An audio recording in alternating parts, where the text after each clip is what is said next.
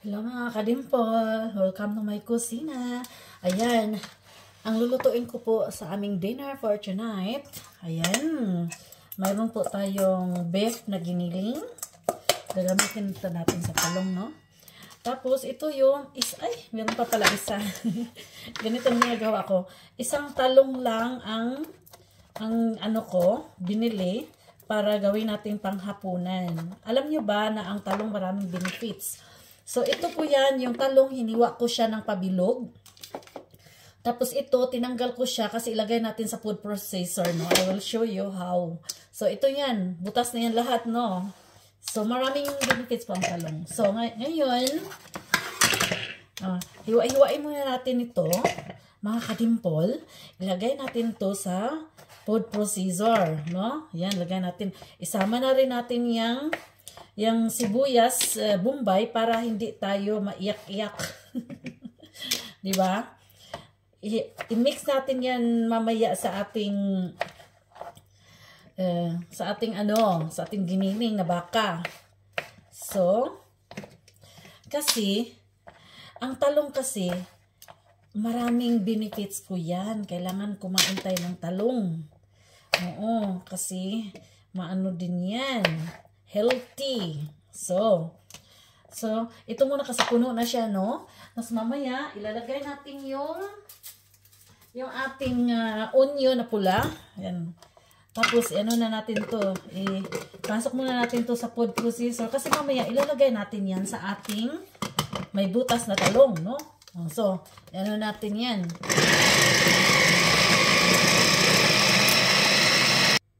So, nakita niyo mga kadimpol? Ayan na po siya. So, ang bilis talaga pag meron kang food processor. So, ngayon, ilalagay natin to.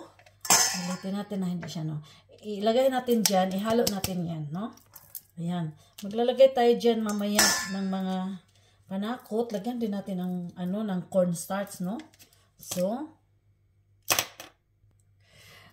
ito na. Naglalagay na tayo ng red onion, tsaka garlic. Tapos ngayon, maghiwa na naman tayo ng bell pepper. Lagay natin sa food processor lahat dito mamaya.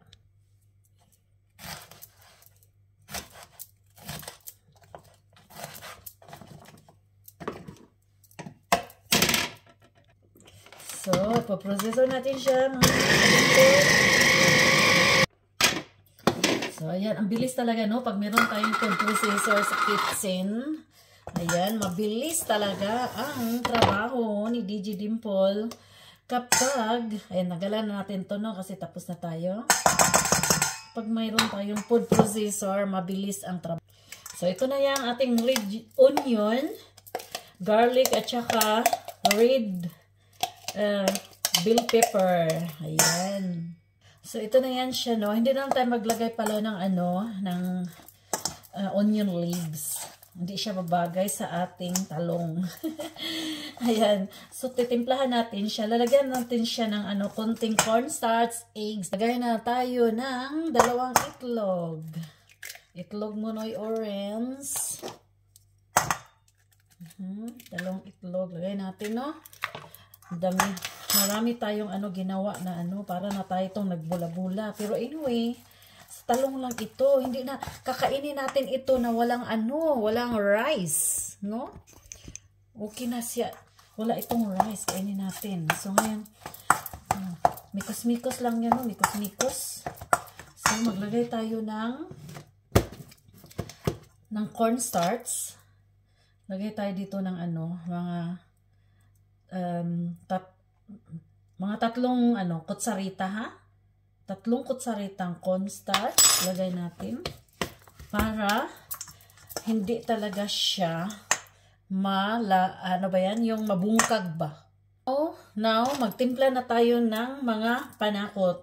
So, maglalagay tayo ng paprika or paprika powder para lang, no? 1 kutsarita. Tapos, meron din tayong garlic powder. So, garlic powder. Of course, maglagay tayo ng black pepper powder. Ayan, konti lang kasi Baka maanghang siya, no? Ayaw ni husband na maanghang. So, of course, hindi mawawala ang ating onion powder. Kunti lang siya. Then, maglalagay tayo ng magic sarap.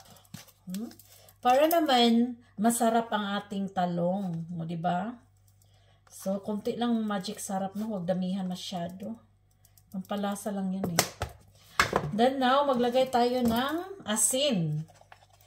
So, tayo isang kutsaritang asin. Madami na. Ayan, isang kutsaritang asin. So, tingnan natin, no? Ayan na, nakamix na. Ano natin, i-mix na natin ito. So, ito na po yung ating na-mix, no? Ano lang ito siya, yung sa gitna ng talong, ginupit ko, nilagay ko sa food processor, hinalo ko dito sa ating giniling na baka. So, nilagyan ko lang siya ng red pepper bill at saka red onion, garlic. Yun lang. Tsaka yung nakita nyo mga panakot, hindi pa ako naglagay ng carrots. Ayan. So, lulutuin natin ito sa, may ano pala ito, may cornstarch at saka merong 2 itlog. So, lulutuin natin ito sa mainit na mantika. Tara, samahan niya ko. So, ayan na. Paano natin to, no? Olive oil lang po ang gamit ni DJ Dimple. Ayan, painitin muna natin. So, ito na, maglalagay na tayo. So, lalagay na natin yung yung ating mixture. Lalagyan natin yan sa gitna. Yan. Ayan, lalagyan natin siya sa gitna ng baka konti lang yung ating so, ito na po siya.